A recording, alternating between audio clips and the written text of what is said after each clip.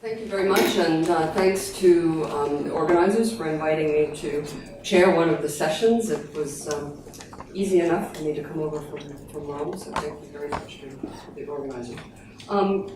Before I introduce the panel, and I don't want to take time away from them, but I just wanted to say make a couple of points based on what I've been hearing. So in this room, we're mostly people from the agriculture and nutrition community. But when we talk about food systems in cities in particular, we're talking about traffic, we're talking about garbage, we're talking about food waste, we're talking about health systems, green spaces, infrastructure, urban planning, water, and pollution. The City of London recently figured out that their GDP from the food system is roughly 25% of the city's GDP. So all of a sudden, the Office of Food Security that was across the Thames moved to the mayor's office. So we need to be thinking much more outside the scope of the people who are in this room. And I think, we made, in the past, so many times say, oh, this is really multi-sectoral research, this is really cross-sectoral research, cross-disciplinary. We need to start that dialogue now, not in 3 or 4 years once we've sort of figured out what our thoughts are. We need to get that in now. A couple of other points. I think we need to listen to the mayors who are not here in the room. The mayors are far ahead of the governments, their national governments on these issues because they have to deliver every single day on all of those topics I just mentioned. And many of them are making commitments. The Milan Urban Food Policy Pact, there are, I think, 150 some cities that have signed up for that. Someone in the room can probably correct me, but it's, there's a lot of mayors who are interested in this topic. We should be, as researchers, should be working with them to understand what their problems are and how our research can help them solve those problems. The other point I wanted to make, so often it is tempting for us as researchers to give the list as long as your arm. Well, we have to deal with this, we have to deal with that, and don't forget this, don't forget that. Money is finite. The funds that cities have, that governments have, even private sector has, to invest in all of this is finite. And if we can't prioritize what are the best investments, we're going to be giving laundry lists and people will throw up their hands.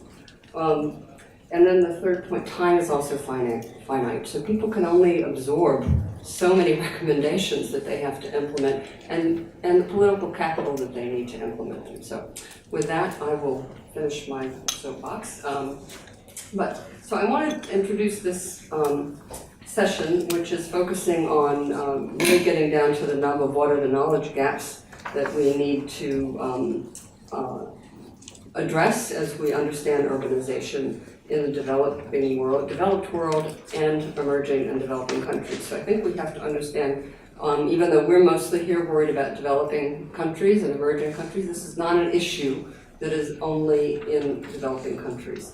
And what are the implications for our food security? And then second, what are the initiatives and policies and programs that are being carried out or could be implemented? So really practical, trying to get down to the practicalities. So I'm going to introduce the first speaker, and then I'm going to go sit over on the side there. Joachim, can I ask you to give the first talking points, and just a couple of, I think everybody has the bios, but I wanted to call attention to two things. First of all, Joachim is a senior research fellow at KU Leuven, where Bioversity has decided KU Leuven is one of our strategic partners. So. And then secondly, I think he's the only person here who has the word entrepreneur in his bio. So, and you have the floor. All right, thank you. I'm going to focus on two questions that I've looked at. The first question is on urbanization and changing diets, and the second question is on secondary cities. And I'm going to talk a little bit about how, as a researcher, what kind of challenges that I faced researching these issues and what I feel gaps are. And a lot of that knowledge is, a lot of my points will be related to Africa. So it's important to say that. So on the issue of urbanization and changing diets, that's something that as a topic that I've tried to tackle together with co-authors. And at the beginning it's something that looks very simple, but actually it's extremely hard once you dig into the details about what it is exactly that you're trying to find out. And one of the problems is that there are a lot of simultaneous changes in Africa going on. Markets are becoming more open, education opportunities are increasing, people's incomes are rising, people are becoming more connected. And as all of these changes are happening together with urbanization, it's really hard to know what it is about urbanization that's really driving the changes that we're seeing. I've had a few occasions where I've been fortunate enough to have somebody from Africa that I host in Belgium, and when I'm driving around with them in villages here, and I tell them that this is a typical Belgian village, they say, this is not a village, there's roads and there's electricity and there's water, and people have big cars on their driveways, and they probably have internet and they have access to the global market probably because they're buying stuff on Amazon. So what if an African village would change?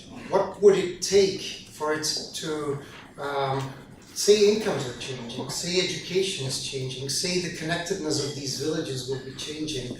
At what point do we see those changes that we're associating with urbanization? At what point will we see them happening in those villages as well?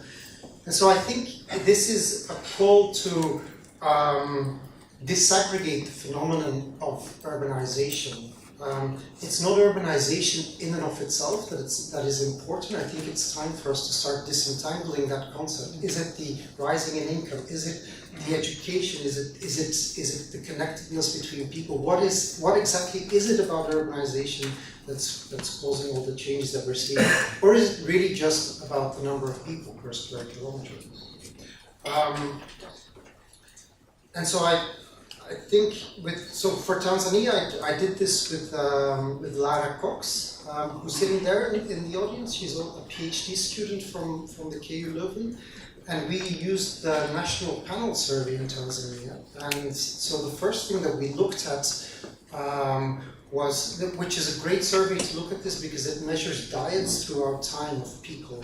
And so if you look, typically what happens in this type of research is that you look cross-sectionally. How do diets in urban areas differ from diets in rural areas? And then you see the typical patterns. In urban areas, they eat more sugar, more fat, etc. More convenient foods, there's more diversity, there's more animal protein. But the special thing about this survey was that it also tracked migrants. So we had the opportunity to look at the same individual before when they were living in a rural area, and then exactly the same individual living in an urban area, and we could look at what that move did to this person's diet, and we see very different things. We see, for example, that diet diversity doesn't change as much. So people do eat more sugar and more fat-rich foods, but things like diet diversity and animal protein don't change in the same way that we see in the cross-sectional data. So obviously the caveat here is that we're looking at short-run data, so it's 4 years of data, so that means that these people could still be adapting after a while. But I think the important thing that I want to stress here, and the other important aspect of the survey was that we saw a great diversity of experiences. Some people moved to urban areas and their incomes increased. Other people moved to urban areas and their incomes decreased. Other people stayed in the rural areas and their incomes increased, etc. So you had a great diversity of experiences. And what we saw is that a lot of the unhealthy foods, a lot of the unhealthy diets that are typically associated with urbanization, when we looked at it, actually we found that most of it was related to income and not related to urbanization per se. So I think policymakers need to be a lot more demanding in terms of what they ask of researchers and ask not just what does urbanization do, but can we break that urbanization down into its different components, and what exactly is it about urbanization that is driving things that we see? Because if it's income, with rising incomes in rural areas, that would mean that we see exactly the same kind of dietary changes that we now see as a problem in urban areas. We would see them appearing in rural areas as well. My second point, and this is research that I've been doing with Le Christiansen, Weerdt Ingelaar, and Ravi Kambur, is that there's a lot of focus on big cities in the development discourse. So these are the cities that we see on TV, the cities that where we know about the pollution and about the congestion, the cities that we hear as announcements in the departure hall of the airport. A lot of the action, actually, a lot of the urbanization action is really happening in the secondary towns. It's not happening in the big mega cities. There's an Africa-Polis project of the OECD that has tracked urbanization in West Africa from 1950 to 2010. And it found that whereas West Africa had 5 million urban residents in 1950, it had 133 million in 2010. So that's kind of the figures that we're used to. But what we are not used to is also the number of locations, the number of urban areas defined as locations with more than 10,000 people has gone in West Africa from 169 in 1950 to nearly 2,000 different locations in 2010. So it's clear that there's an enormous expansion of these secondary towns, and these secondary towns are not just more of the same. They have a very different role that they play in the urban architecture, and a lot of the role that they play, we've been looking at the different roles that secondary towns play, and a lot of the difference relates to their tighter connection to the rural areas. A lot of what's coming out of our research is that we believe that these secondary towns are actually a pathway to inclusive growth, so that the growth that gets generated through urbanization could actually become more inclusive if we embrace these secondary towns more. It can happen through many channels. And I think, how much longer do I have, Annie? I neglected to say, you're pretty much out of time. I won't go into that. Because I want to have a discussion, and we've been told we have to leave the room. So if everybody can stick to around 5 minutes, but I'll give you another. Can I? Second. It's not 5 o'clock you have to get out, so it's still a little bit flexible. Nevertheless. Okay, then I'll leave maybe for the Q&A the different channels through which these urban secondary towns could have a more positive impact on poverty reduction than the cities, if somebody's interested in that. I just wanted to conclude with the following, that it's a fact that Africa will urbanize. So there is still policy space on how it can urbanize. There are a lot of gaps in our knowledge what we believe is important is that on the margin there is a policy choice to be made, either in favor of bigger cities or in favor of secondary towns. And all the research so far that we've been doing seems to favor investments in secondary towns. There are a lot of open questions, and because of Anne's warning, I won't go into the open questions, but I had a list of 4 important open questions, which we're still working on, which are sort of make this not a completely robust conclusion yet, but this is the direction that it seems to be going in, that secondary towns are a lot more attractive. So the other point about that these are important questions is that it seems like we are now on the eve of one of the biggest transformations that's going to happen on the African continent. And the choices that we're making now about how we urbanize will actually lock the continent into a certain urbanization pathway for many decades to come. So I'm very happy events like this to be going on, digging into these questions. Thank you.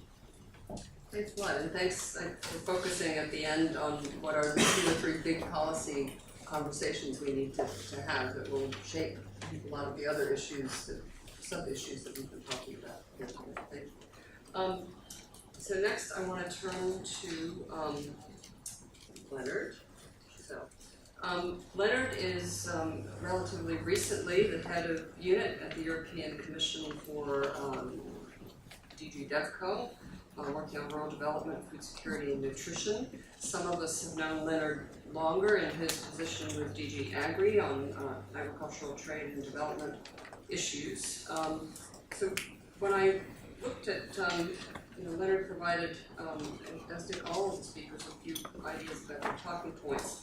I think, Leonard, what I focused on in your comments were the transformation of food consumption habits and the issues around convenience, and I would say not only convenience in the sense where you have 2 working families and people don't have time to cook, but for the poor in urban centers who don't have access to cooking facilities. So thanks.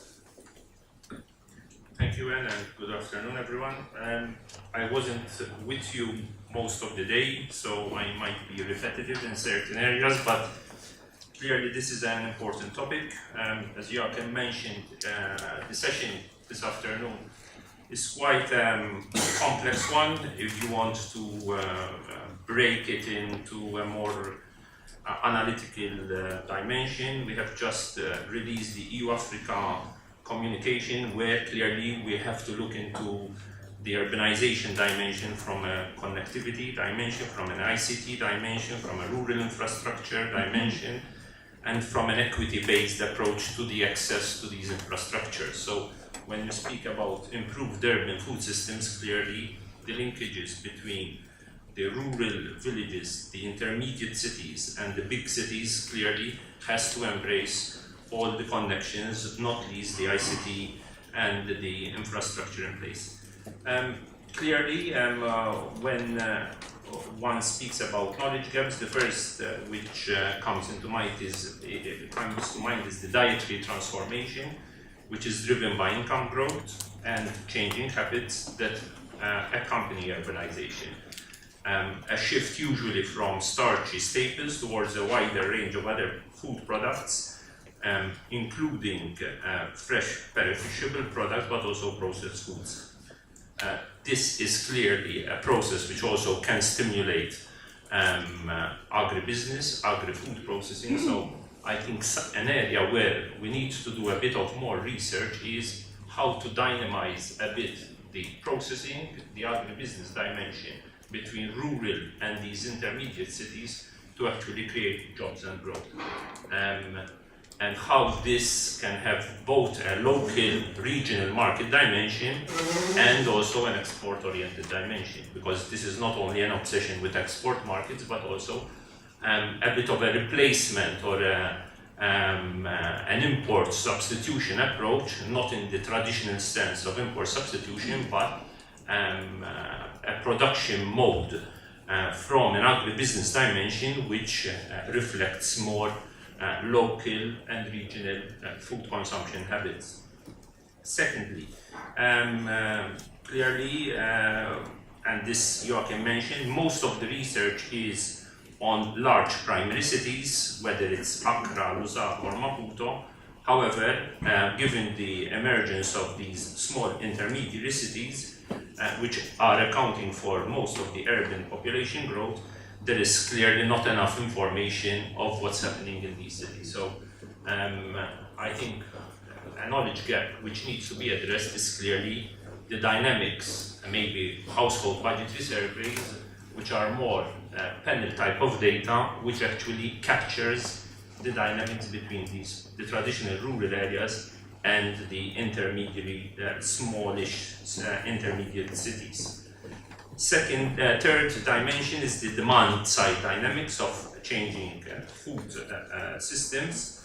Clearly the role of consumers, they determine the demand, but also how what consumer choice is, how is it unfolding, whether it's influenced by food availability and income, but also by the food environment, whether physical, social, and economic surroundings.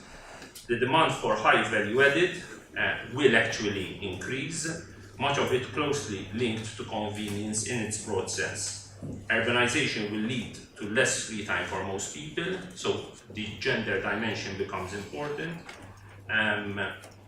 Home prepared foods, but also more sophisticated packaging, whether semi-prepared, sliced, diced vegetables and fruit, but also prepared foods, canning, frozen goods, fast foods will become more common. Shifting concerns about food quality and safety, and what safety means in its broad sense. With changing incomes, higher education, this will also have an impact on perceptions of safety. How to ensure the capacity of urbanization? Countries need to design, maintain, and properly adapt the complex regulatory structures on food safety, whether we are speaking about lab systems, but also education systems in secondary and university level. If one has to look a bit into the specifics of the design and toolbox to assess urban food situations, we need clearly refined tools on nutrition analysis, maybe looking at urban nutrition profiling, also gender-sensitive type of data, involving as well municipal level stakeholders, which are often missing. So we are trying also to enhance our nutrition analysis involving the broad stakeholders across the food chain. And also having standard monitoring of urban food security.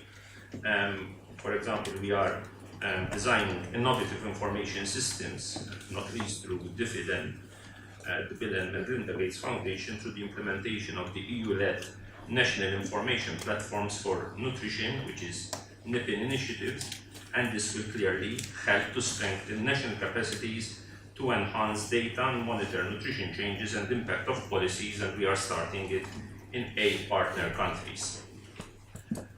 To conclude a bit from a governance structure, clearly we certainly need a bit of more fine-tuned food and nutrition governance structures to anticipate maybe crisis or changing patterns of a structural nature, which link this rural with the urban areas, including the intermediate cities, and also enhance coordination actions and early action, not only at the national level, but also at provincial, sub-regional level. Clearly, with inter-ministerial coordination, because if you don't have this, you can't really have governance structures which reflect not only different levels of local, regional, but also a wide spectrum of multi-stakeholders.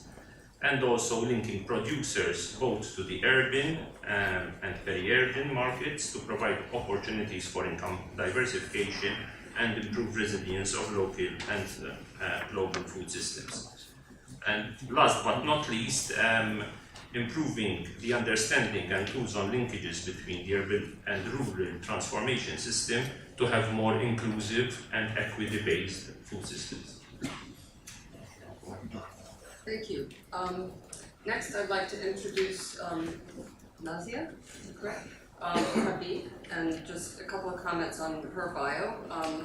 First, the fact that there is such a thing as Sustainability Science Fellow at Harvard at the Kennedy School, where I also attended, and there was nothing on agriculture or development when I was there.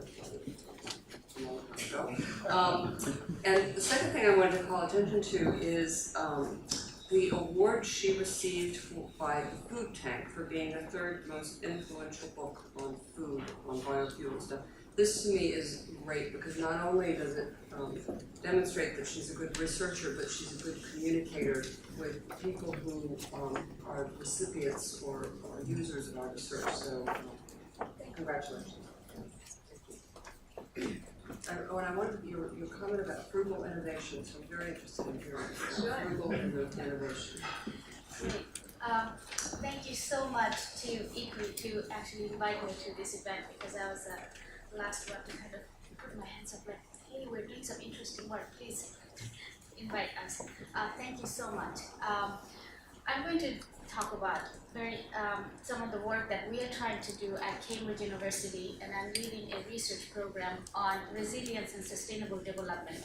And food being my primary commodity sector and global value chain being one of my key areas of interest, I am devoting quite a bit of interest into actually understanding how to move the boundaries between the dichotomy of developed and developing countries, rural and urban, because as at the morning session we learned how complex the food systems are, and it's a political economic matter, and I've been trained in a political economy.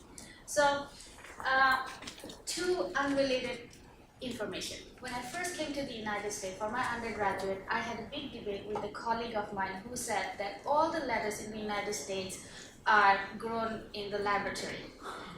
There's no roots, because she always buys lettuce in packages that has no roots. Me coming from Bangladesh with an agriculture background, like impossible. I have never heard food can be grown in, and that's 15 years ago, in laboratory. And so I was convinced, fine, maybe American things are different. People are probably really have identified a way to grow fresh vegetables in the lab.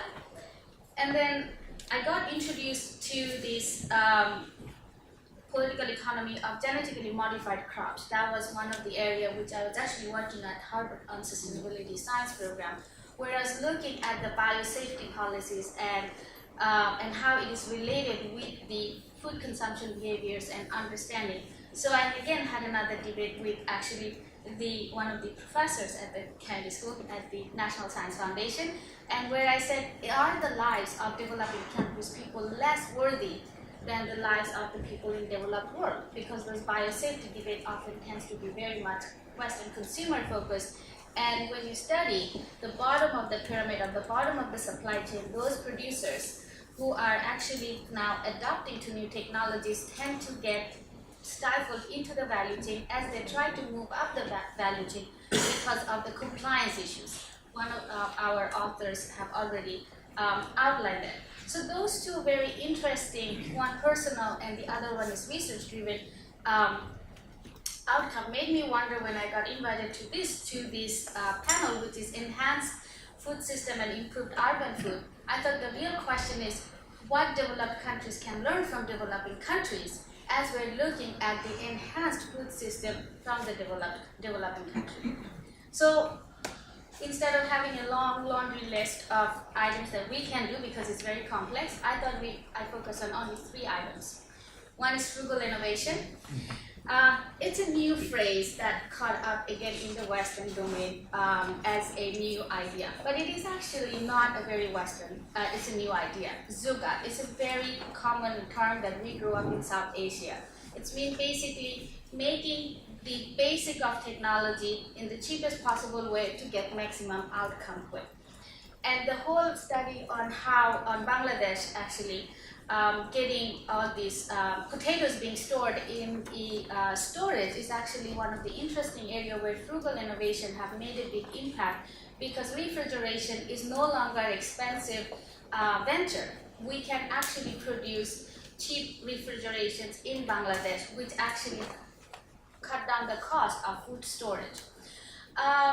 Cheap tractors are also another area where frugal innovation has made a huge impact in India, and that has cut down a lot of the weaknesses in the supply chain as to how to actually bring those fresh produce from the desperate part of the Agra or other mid part of India to the central.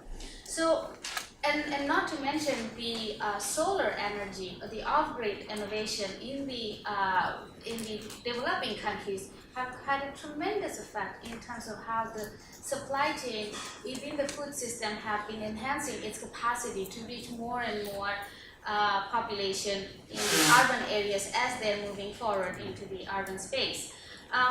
Being a Bangladeshi and seeing, now that I study quite a bit of agro-system and political economy, I'm quite amazed by the way the country has lived itself out of a bottomless basket, as it was called in the 70s, to a country that is now one of the top exporter of food. The second item that I want to focus on is the creative financing. We have talked about how to strengthen the global value chain. Part of the weakness in the value chain is creative financing. We're either focusing on very much on the top and we are very much on the bottom. In between, all the agents who are actually facilitating or lubricating the mechanism of how the production is moving forward and processing is happening requires a lot of financial incentives. While we don't, we have focused, when I talk about investment, we often do not break it down, but it's important to break down the kind of creative agencies that we see now in the developing countries in terms of bringing equity or investment into the farmland. One is mobile banking. It's a very important area where now national governments are actually getting into the mobile banking and trying to make sure the data is protected for these farmers who are taking part of mobile banking. M-Pesa is one of the key one. Indian government is actually assigned the important outcome that 100% of the mobile banking data has to be stored in government sensitive data storage. So there are space that creative finance have created, first for the small medium enterprise within the value chain, and now the governance is coming up to also make the creative finances to scale up. Social impact bond is another interesting item that we see that is also strengthening the weaknesses within the agency, the SMEs involved in the value chain. Particularly the performance of the value chain, now we see that they are reaching out through the internet outside in crowdfunding space. So there are several crowdfunding websites out there where Guatemalan coffee producers, Ecuadorian banana producers, they are out there also trying to raise funding support from the Western buyers. Those are interesting examples for us to see how creative financing is also pushing the boundaries of food security. And bringing this whole debate on rural-urban linkage, is it really a true dichotomy, or is it that we need to now be more coherent about these new interesting ways that connection have already established? Now let's look at it how we can scale up and make it sustainable. I think that's the question instead of thinking the division of the labor of consumption. The third one that, as I promised, I'll finish up in a minute, is social governance model. That is very much part of the anti or voices of the poor kind of deep literature comes out. So while there are now, because of the rise of internet and access to information, a lot more trade unions are being formed for different type of products are out there, and they are now being actually no longer just sitting in the rural space and not vocalizing. They're actually coming out and actually making a presence into the domain of policy making. Especially you see that in South Asia quite a lot. Performance audit is something we are also receiving, especially at Cambridge in my center. We're receiving requests how to create performance audit courses for supreme audit institutions who are responsible actually for their cabinets to create reports for different ministries, and they have hard time understanding how to evaluate ministries related to food and agriculture. They have never done that, and that's another place where we are looking at participatory research method approach that will allow the supreme auditors to actually learn how to do performance audit and say, yes, the Ministry of Agriculture have really invested the money where its mouth was. And that's a social audit that we are getting bottom-up requests within the knowledge base. So with that, I think I will conclude to say that there are interesting work, and these, by the way, these requests are coming from developing countries. And that's why I think there are, the question for us is what developed countries can learn from the developing world as we enhance through the global value chain, and how that can be scaled up. And lastly, 30% of food supply chain are going to be suffering from Brexit. So UK government is looking at the South to see how they can reduce the effect of 30% loss in their food supply system. Thank you. Someone just sent me that article just now. Oh, okay. So last I want to introduce Corinne Abbas. Corinne is a Senior Policy Officer, Food Nutrition Security, both in the Inclusive Green Growth Department of the Ministry of Foreign Affairs. So not only is she focusing now on the issues around nutrition, but in the previous life she also worked on trade and private sector development. So I think this is a great combination to actually close us out. And just in terms of the talking points that she supplied, I think one of the most interesting for me is, you know, the knowledge question should come from the field, and maybe you can elaborate a bit on that. Yes, thank you, Anne. As you mentioned, I'm from the Department on Inclusive Green Growth, and we have a kind of internal urbanization group related to UN Habitat, of course. So I'm used to having colleagues from water and renewable energy, and then myself from food and nutrition security. So that's kind of the context where we work in. And as you mentioned, we do think, as from our side, being a development partner, we depend, of course, on the field and people in the field on having these knowledge questions, so demand-driven questions. So it's sad, I think, had I left from the Scaling Up Nutrition Network, of course, the Sun Network is one of those places where questions can come from and can be articulated. But as you mentioned, was the knowledge gap. So we thought it would be nice, but probably there's already a lot of research going on. So, but to have some different scenarios from global to local level, so global, regional, national, and local level. And from those scenarios, getting some insights and initiatives on what works and what doesn't work. So there are quite some examples of partners we work with already that have, I'm sure, a lot of examples already on the table of what works and what doesn't work. With all this information, I think we can have a good discussion. Well, as we mentioned already, the secondary cities as well. So also to look into that better, and of course the gender issue already mentioned, rightfully so, because I think sometimes we overlook that and look at the rural-urban linkages and tend to forget what that means for rural women, for example. The other thing already mentioned by Stineke also is, of course, the nutrition part, because we're not organized as such that we look at urban food and nutrition security, but we try, as IFPRI and others are doing as well, to reach the SDG on nutrition. And for that matter, it's also important to see what is importantly needed for, so what kind of knowledge we need to reach that goal. So I think that's it for now. So thank you all very much, and I think we started a half an hour late maybe and are finishing on time, so that means I have another 15 minutes for Q&A. But just to summarize, I think 4 messages for me out of what the panelists said here is: 1, we need to focus more attention on the interim towns, and maybe we need to stop talking about urbanization, because that automatically conjures up large cities. So maybe we need to think about how we talk about the issues we're looking at here. This issue that Schengen mentioned in the morning about the missing middle parts of the food chain, which we don't spend enough time focusing on, and in terms of the dynamics of agribusiness and SMEs and the issue of financing that was raised. And then the fact that we have very different political economies in urban areas than in rural areas, and that there's some stakeholders who might be missing. And if I could just make a personal comment, you know, for years, those of us in agriculture complained bitterly about the urban bias in policy. So now we should use it, right? Because these are people who are in cities, they're voters, the politicians see them every day. So let's turn that back. So it's just one personal point.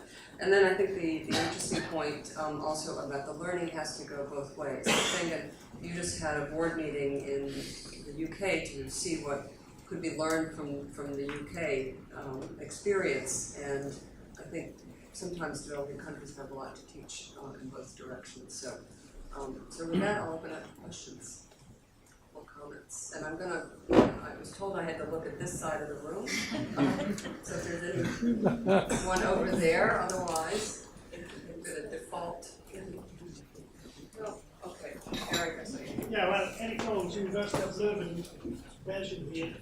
It seems that we have come full circle. I mean, when I was a student, was at Michigan State University, economic development theory, we put a lot of emphasis on dual sector models. We looked at the economy of a country as a dual sector, the rural sector and the urban sector. And everything was about the interaction of the rural sector and the urban sector. I mean, Karl Reicher, so many publications were made about dual sector, Morgan Jorgensen, and so on, and the whole economics of migration, why it was rational to go to the city, and the whole interaction between the rural areas and urban areas, the wage rate determined by the cost of food and everything, and development was explained as the interaction between the rural sector and the urban sector, and eventually became one sector. It became the developed economy. We are back to that, except that we don't call it the dual sector economic development model. But at least in my days as a student, we learned about the whole process of development as an interaction between dual sector. We saw the economy as a dual sector. The rural areas, with most of the population, very low implied wage rates, wage rates are almost not zero, but slightly above zero, and then the urban sector. And how those two interact with each other. We are back to that, except that nobody calls it anymore the dual sector approach. Thank you. I think that was a comment, but if anybody has any, that's one area where maybe we should have done a little scenario planning. Yes, in the middle here, woman with the glasses. Thank you. My name is Regina Koppel, working for Concern Worldwide. I heard a lot about food security today. I am missing a bit the link to nutrition. I would like to know from the panelists what is actually necessary to make sure that whatever we do to improve urban food security really translates into better nutrition of the most vulnerable in the cities. Thank you for that. Maybe I can ask the panelists. Leonard, actually, I wrote down when you were talking issue about nutrition, which you didn't mention. So, yeah. So what we're trying to do is we're doing the nutrition action plans. The only thing is we don't disaggregate them at rural or semi-urban or these intermediate cities. The more we have refined data sets through household budgetary surveys, which can target, we have, or we can aim at gender sensitivity data, but in terms of regional planning, cities sort of data sets, we need highly disaggregated data.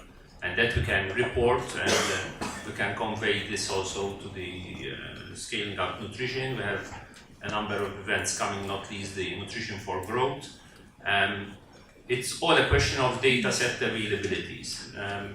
In terms of age sets, gender, but also regional specifics.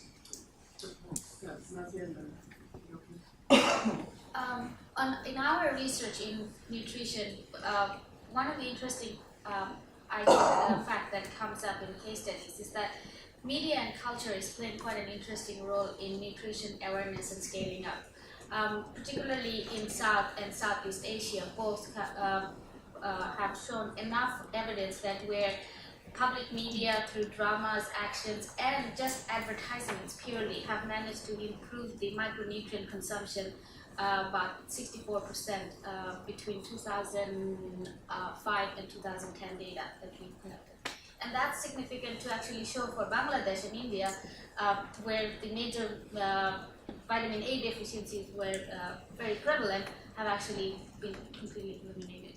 That's one part. And the other part is that from the Western society perspective, what we find that labeling have actually improved dietary choices quite a bit on micronutrients.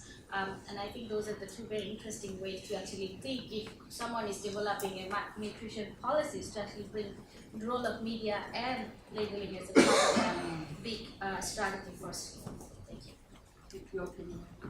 I just wanted to reiterate the point that To answer questions like that, I think it's really important to disentangle what we're talking about when we are talking about urbanization and why certain effects are taking place in urban areas. Is it just because it's an urban area? Is it related to the links that the value chain links that they have with the rural areas? Is it related to their exposure, more international exposure? Is it something related to the media, the interactions between people? Is it the time that's becoming precious? Is it income?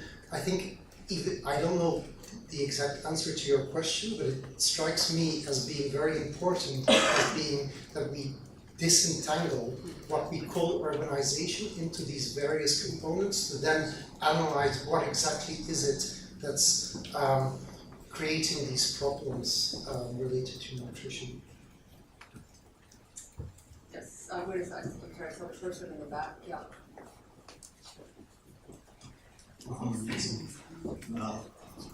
It is impressive that you mentioned that money is finite and time also is finite. But money doesn't have the same value according to the geographic location where we find ourselves. For example, 100 euro here, it's different than 100 euro in Kenya or in Nairobi. And also, other resources are also should be put into place, because if you are thinking that, you mentioned that we have to think out of the scope, but as long as we think, at the end of the end also our thinking is finite, because normally when we sit on the box on the table and design research, we think that we have captured all the elements which can fit, and this I noticed it in the research which I have conducted in my PhD of the Nile Basin. In the Nile Basin, in 1950, when these countries, 11 countries, get their independence, they were only 85 million. Currently, they are 500 million. 2030, 11 countries of Africa constitute 42% of the African population. And this is along one river where the resource foundation for them, land and water, is also finite. This is tied to the dynamism of the movement of the people, not only from the rural areas to urban settings or city region settings, but also to cross the Mediterranean, where they generate this migration, which is disturbing and also changing the political scenarios. The University of Antwerp researcher has said that in Western Africa, this is a major challenge. But I see it also, it's not only in the Western Africa. I see it also in the eastern part of the Africa, or the African part, which is connecting to the Mediterranean Sea or Europe. This is going where, as long as we design policy to contain this phenomenon of movement of people, not to cross the Mediterranean, we are not going to find it. So now the solution is either development go to these people, or people will come to this development where resources are concentrated or accumulated more. I mean here in Europe. So what will be the solution in your perspectives in this, in order to find the equitable solution to this challenge, especially under this demographic foreseen growth? Thank you. Thanks. Any comments? Well, what we've seen is that we've done studies on comparing migrants, not international migrants, but internal migrants, and migrants who went to secondary towns, and we followed migrants who went to cities.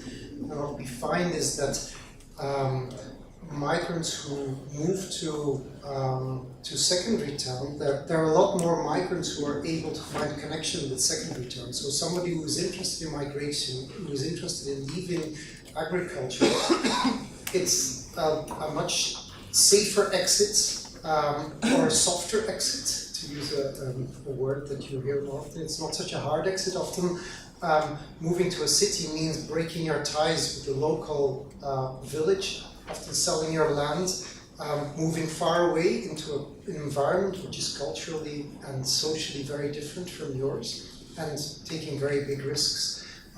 Secondary towns are on average much closer by, and migration to these towns is a lot softer in the sense that the links with the local areas can be maintained, and the rural area can still be there as a safety net in case of failure.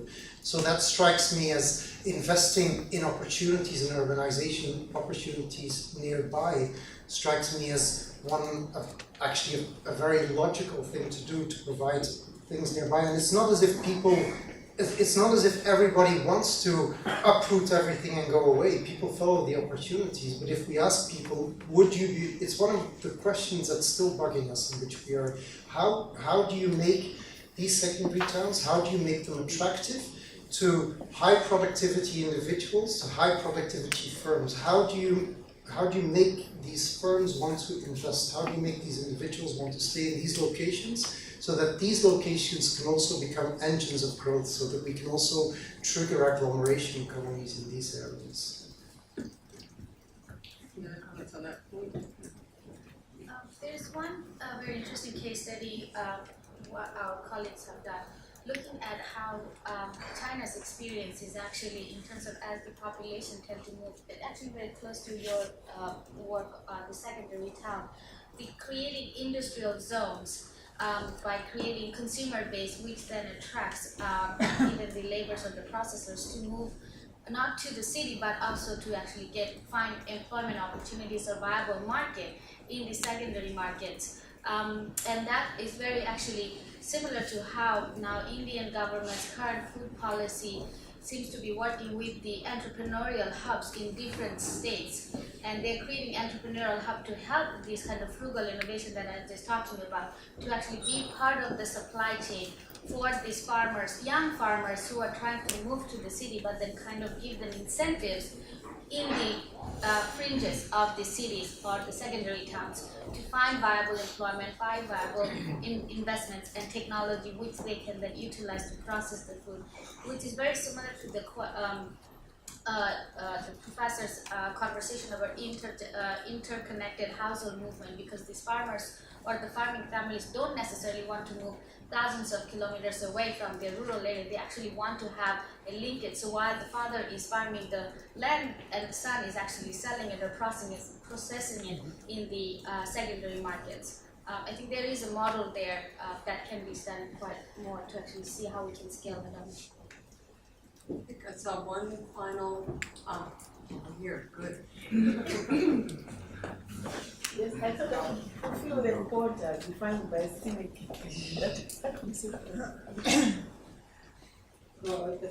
Thank you very much.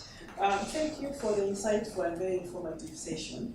I have a question that from the presentation of Zenia on social governance model. Yeah. The performance audit really has intrigued me. My question is, in your research or even from the demand, have you explored whether there are examples either from the north or the south that actually have used the auditors have actually evaluated ministry not only on performance in terms of financial audit, but on how the budgets link up to the performance of the ministries based on the objectives and the outcomes that we find. Why I'm saying this was to be a very good tool to actually now do a performance, especially for some of us who are interested in nutritional outcomes and food security outcomes. So that's why I thought if you could sort of elaborate more and maybe give an example if you have come across such a model. Thank you very much for asking that question. This is now my newfound passion. So the demand that we are receiving, so our center has a very funky name. It's called Center for Rising Powers. We are all about trying to help the countries that are trying to be the rising stars. And we started to receive requests from Kosovo government and Eastern European government to see how we can help them to improve their Supreme Audit institutions' capacity in performance audit on a qualitative matters. And because, as you said quite rightly, there is a well-established universal principle on financial audit. But there is very weak methodologies are out there for these financial auditors who have trained themselves in accounting and finance now to actually go in Ministry of Finance and sit down with the policymaker and understand when the policymaker is saying that yes, $10 million we invested in this, but this is how that 5 years of impact has been generated. So they came to us and trying to see if we can improve their capacity of the financial auditors of their country to do the performance audit, and they wanted to do in food and agriculture being one of the key priority of the country's sustainability agenda. And that led me to actually do some desk research. I have not done any field work, but there are actually quite interesting amount of desk research out there.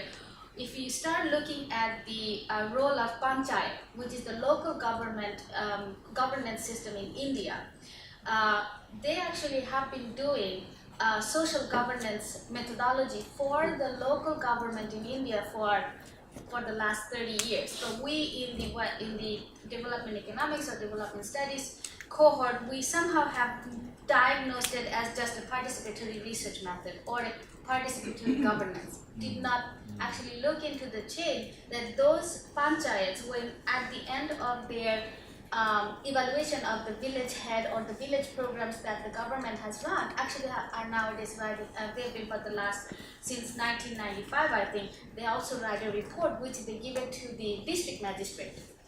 And the DC or the district magistrate then feed that information in his or her annual report to the next boss in his cadre, and that goes up to all the way to the ministry. And that allows them to actually have the chain of auditing done from the bottom up all the way to see if the value of the ministries centralized or decentralized depending on which funding mechanism they happening. Similarly, Bangladesh started this kind of sorry. Yes. Yeah. So there sounds like cocktail party. Yes. So there are there are participatory methods that are done in governance, and the recording of that case, those cases, there are plenty of them out there, which is part of the performance audit course or the method that we are trying to develop, and that's, I think, I can talk to you more later. Okay, let's thank the panel very much.